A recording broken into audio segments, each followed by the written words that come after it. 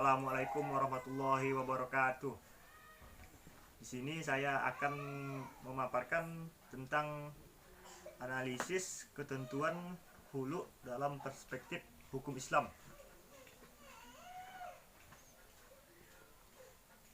Latar belakang masalahnya ialah perkawinan merupakan salah satu peristiwa yang sangat penting dalam kehidupan masyarakat. Sebab perkawinan itu tidak hanya menyangkut wanita dan pria bakal mempelai saja, tetapi juga orang tua kedua belah pihak, saudara-saudaranya, bahkan keluarga-keluarga mereka masing-masing.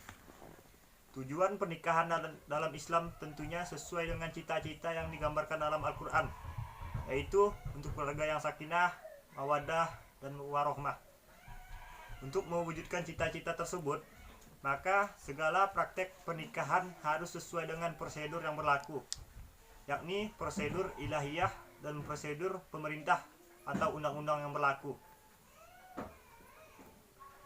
Kehidupan suami istri ada kalanya berlangsung dengan tentram dan damai apabila keduanya saling kasih sayang dan masing-masing pihak menjalankan kewajibannya dengan baik.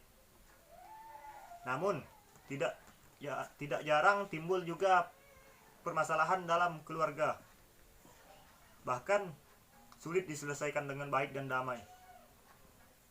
Apabila hal ini terjadi, masing-masing antara suami dan istri mempunyai hak. Apabila keinginan untuk berpisah datang dari pihak suami, maka dia berhak mengajukan talak kepadanya. Dan jika keinginan berpisah itu datang dari pihak istri, maka Islam juga memperbolehkan dirinya dengan menebus dirinya dengan jalan hulu. Alasan saya mengambil kasus ini ialah bagaimana cara-cara dalam Islam untuk menyelesaikan hulu.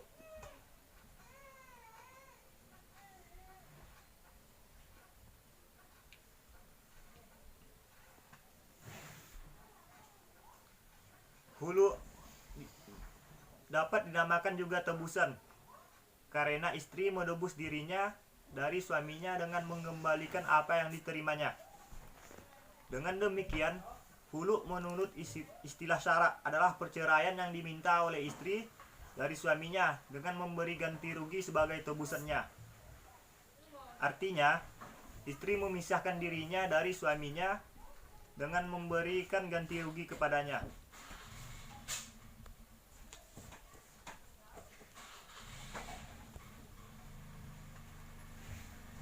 Rumusan masalahnya.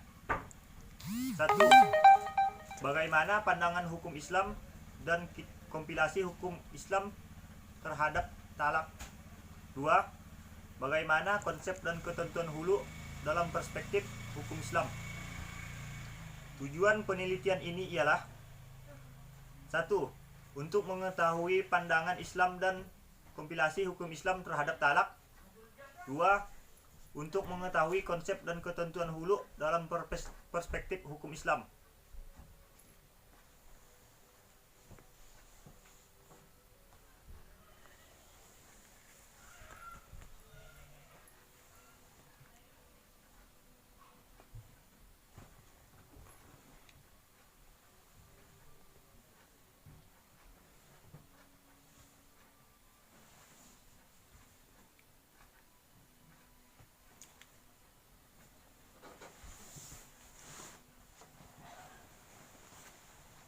Metode yang diterapkan di dalam penelitian ini yaitu menggunakan metode penelitian hukum yuridis normatif atau penelitian hukum doktrinal, yang artinya suatu penelitian hukum yang mempergunakan sumber data sekunder dilakukan dengan menekankan dan berpegang pada segi-segi yuridis. Penelitian hukum normatif merupakan penelitian kepustakaan, yaitu penelitian terhadap data sekunder. Data sekunder mempunyai ruang lingkup yang meliputi surat-surat pribadi, buku-buku, sampai pada dokumen-dokumen resmi yang dikeluarkan oleh pemerintah. Di sini saya akan menjelaskan pengertian atau inti pokok dari hulu. Hulu menurut istilah adalah menebus istri akan dirinya kepada suaminya dengan hartanya, maka tertalaklah dirinya. Dan maksud hulu yang dihendaki menurut ahli fikih adalah permintaan istri kepada suaminya untuk menceraikan dirinya dari ikatan perkawinan dengan disertai pembayaran iwat berupa uang atau barang kepada suami dari pihak istri sebagai imbalan penjatuhan talaknya. Hulu ialah pemberian hak yang sama bagi wanita untuk melepaskan diri dari ikatan perkawinan yang sudah tidak ada kemaslahatan sebagai imbalan hal talak yang diberikan kepada laki-laki. Dimaksudkan untuk mencegah kesewenangan suami dengan hak talaknya dan menyadarkan suami bahwa istri pun mempunyai hak sama untuk mengakhiri perkawinan. Artinya, dalam situasi tertentu istri yang sangat tersiksa akibat ulah suami atau keadaan suami mempunyai hak menuntut cerai dengan imbalan sesuatu. Dasar hukum hulu terdapat dalam firman Allah dalam Quran surah Al-Baqarah ayat 229 yang artinya, maka tidaklah salah bagi mereka berdua suami dan istri tentang apa yang dijadikan tebusan. Syarat dan rukun hulu. Adapun rukun dan syarat hulu sebagai berikut. 1.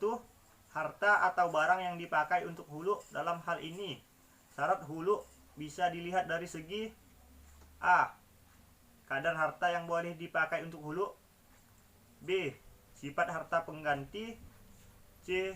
Keadaan yang dapat dan tidak dapat untuk menjatuhkan hulu. 2. Istri sebagai penuntut hulu. 3. Sikhot hulu. Imam Maliki dalam buku Abdurrahman Al-Zajiri berpendapat bahwa sikhot hulu ada 3 macam, yaitu harus diucapkan menggunakan kalimat yang menunjukkan atas talak, baik kata-kata syarih atau kinayah. Apabila hanya perbuatan yang menunjukkan atas talak tanpa diucapkan, maka tidak jatuh hulu atasnya. 2. Kabul dalam satu majelis. 3. Mengucapkan ijab dan kabul harus sesuai dengan kadar hartanya. Aku talak kamu dengan 300.000. Kemudian dijawab, saya terima 300.000 itu. Demikianlah pendapat para fuqaha tentang rukun dan syarat hulu. Untuk bentuk akad hulu, Imam Hanafi mengatakan boleh dilakukan dengan menggunakan jual beli. Misalnya, suami mengatakan kepada istrinya, saya jual dirimu kepadamu dengan harga sekian. Lalu istrinya menjawab, saya beli itu. Demikian pula Syafi'i berpendapat bahwa boleh melakukan hulu dengan redaksi jual beli. Hulu dan talak adalah sah tanpa lapas bahasa Arab menurut kesepakatan ulama. Telah menjadi maklum bahwa tidak ada di dalam bahasa asing lapas perceraian dengan tebusan antara hulu dan talak. Akan tetapi, yang membedakan keduanya adalah yang khusus bagi hulu, yaitu menyertakan tebusan dan permintaan perempuan untuk talak. Baiklah, saya akan menjelaskan hasil penelitian dari saya.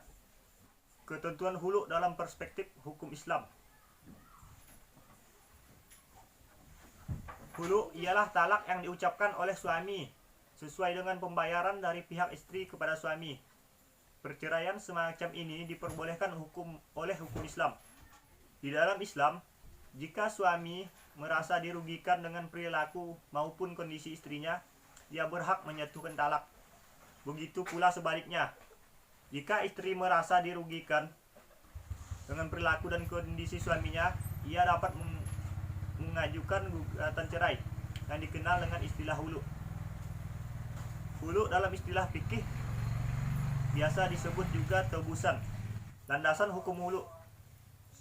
Al-hulu disyariatkan dalam syariat Islam berdasarkan firman Allah yang berbunyi, tidak halal bagi kamu mengambil kembali sesuatu dari yang telah kamu berikan kepada mereka, kecuali kalau keduanya khawatir tidak akan dapat menjalankan hukum-hukum Allah.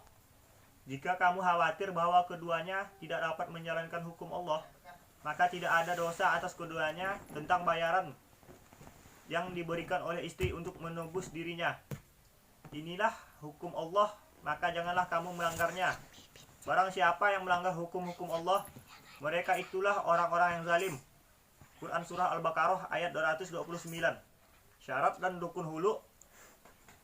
Hulu dianggap sah apabila telah memenuhi beberapa unsur, diantaranya syarat dan rukun. Adapun rukun dari hulu ialah: 1. Suami yang menceraikan istrinya dengan tebusan. 2. Istri yang meminta cerai dari suaminya dengan tebusan. 3. Uang tebusan atau ganti rugi atau iwat. 4. Sighot atau ucapan cerai. Istri yang dihulu kepada suaminya disyaratkan hal-hal sebagai berikut. 1. Ia adalah seseorang yang berada dalam wilayah suami, dalam arti istrinya atau yang telah diceraikan masih berada di dalam iddah roji'i. 2. Ia adalah seseorang yang telah dapat bertindak atas harta karena untuk keperluan. Implikasi hukum hulu. Hulu boleh dilakukan baik waktu suci maupun sewaktu haid, karena biasanya terjadi talak tebus atas kemauan istri. Perceraian yang dilakukan dengan talak tebus berakibat bekas suami tidak dapat rujuk lagi dan tidak boleh menambah talak sewaktu iddah. Hanya dibolehkan kawin kembali dengan akad baru. Dampak atau akibat hukum hulu. Terdapat persoalan apakah perempuan yang menerima hulu dapat diikuti dengan talak atau tidak. Imam Malik berpendapat bahwa hulu itu tidak dapat diikuti dengan talak kecuali jika pembicaraannya bersambung. Sedangkan Imam Abu Hanifah mengatakan dapat diikuti tanpa memisahkan antara penentuan waktunya, yang dilakukan dengan segera atau tidak.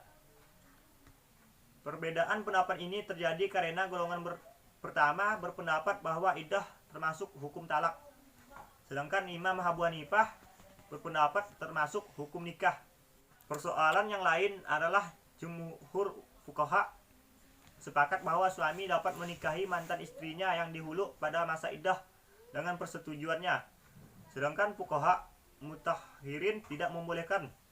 Kemudian fuqaha berselisih pendapat tentang iddah wanita yang dihulu apabila terjadi persengketaan antara suami istri berkenaan dengan kadar harta yang dipakai untuk terjadinya hulu.